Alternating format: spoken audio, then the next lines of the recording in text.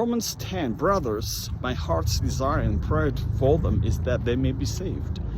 For I bear them witness that they have a zeal for God. This is for the Israelites, the Jewish people, but not according to knowledge. They have a zeal for God, but not according to knowledge.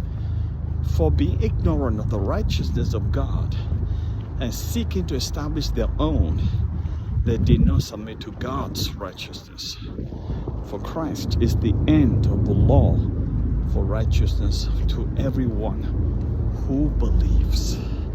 The last sentence is the most prominent. Christ is the end. What does it mean, the end of the law of righteousness? Let's take a look at NIV Study Bible for a minute. Okay, so the end.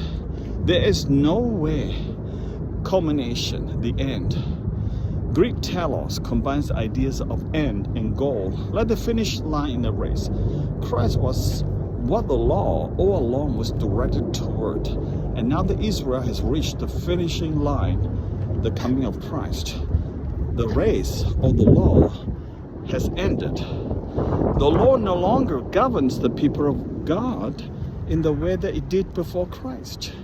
So you see that the finishing line is Christ. That's what it means. Christ has reached the finishing line.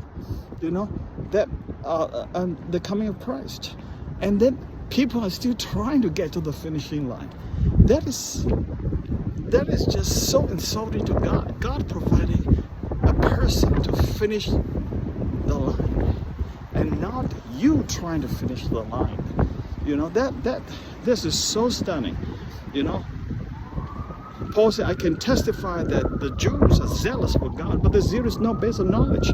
What happens there? Since they do not know the righteousness of God, sought to establish their own.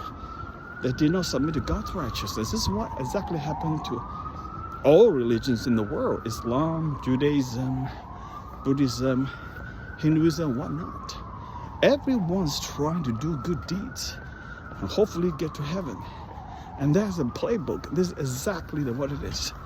But that is trying to establish your own righteousness. You can't do it. So that's why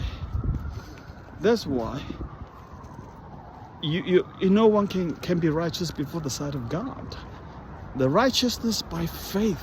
Righteousness not by your works, your own deeds. Romans 1:17, that's exactly what set Martin Luther free from his anguish and anguish and the struggle and torment of being righteous before God, and therefore